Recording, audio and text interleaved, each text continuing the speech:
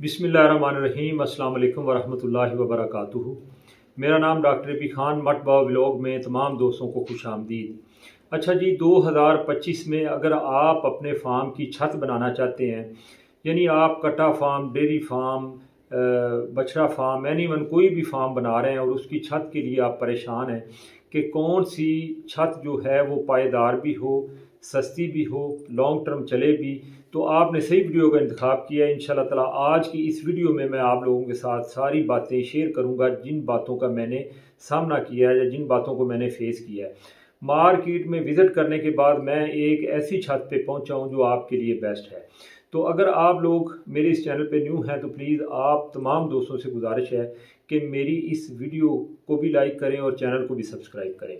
तो जब मैंने इस फार्म को बनाया और छत पे मेरी कंस्ट्रक्शन पहुंची, तो प्लस मिस्त्रियों ने भी मुझे मशवरा दिया कि आप आयरन गार्डर और साथ उसके जो हैं वो बांस और सिरकी वगैरह यूज़ करके छत बना लें। तो ये सारी चीज़ें मुझे मिस्त्रियों ने मशवरा दिया कि ये सस्ती भी रहेंगी। तो इन तमाम चीज़ों को मद्देनज़र रख के मैंने फिर एस्टीमेटम लगाया, मार्केट को विज़िट किया, तो मैंने जो रिज़ल्ट देखा वो इसका उल्ट था। तो ये सारी चीज़ें आप लोगों के साथ शेयर करने वाला हूँ। आप तमाम दोस्तों से गुजारिश है कि इस पूरी वीडियो को देखें और अपने फार्म के लिए एक अच्छी और पायेदार और मजबूत छत बनाएं। तो इस वीडियो में मैंने विद प्रूफ ये सारी चीज़ें आप लोगों के साथ शेयर की हैं। तो चलिए जी, वीडियो को शुरू करते हैं और आपको सारी चीज़ें दिखाते हैं और बताते हैं। अच्छा जी, अगर इसके एरिए की बात करें तो पैमाइश के लिहाज से इसकी ये जो दीवार है लंबाई में, यहाँ से लेके उस दीवार तक इसका टोटल जो पैमाइश बनती है वो 70 फीट है। और चौड़ाई अगर देखी जाए तो ये इस दीवार से लेके इस पिलर तक ये तकरीबन 28 फीट है।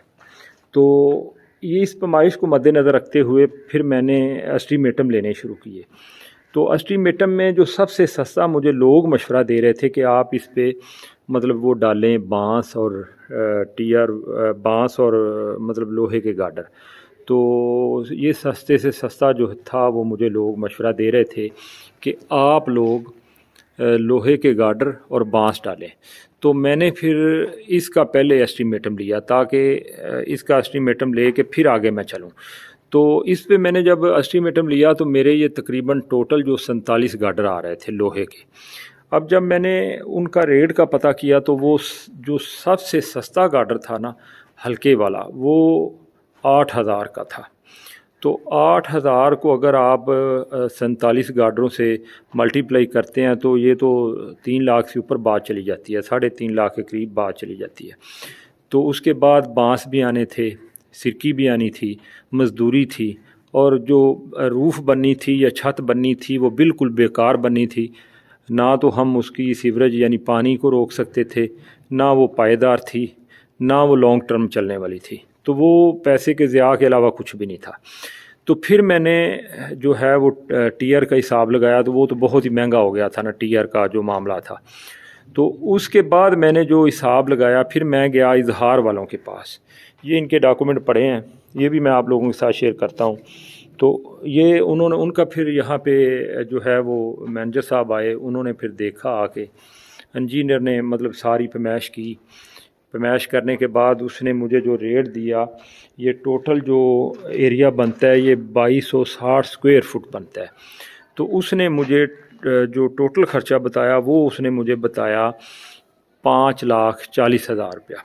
तो वो कर करा के तकरीबन मेरा जो उनके साथ तय पाया, जो मैंने पैसे दिए हैं वो ये देखें। अगर मैं आप लोगों के साथ बिल शेयर करूं तो ये 2 लाख मैंने एडवांस दिया उनको। जब मेरा माल तैयार हो गया तो 3,15,000 रुपया जो है मैंने फिर दोबारा दिया, यानी 5,15,000 में मेरा ये जो एरिया था, ये एरिया मैं आप लोगों के साथ शेयर करता हूँ।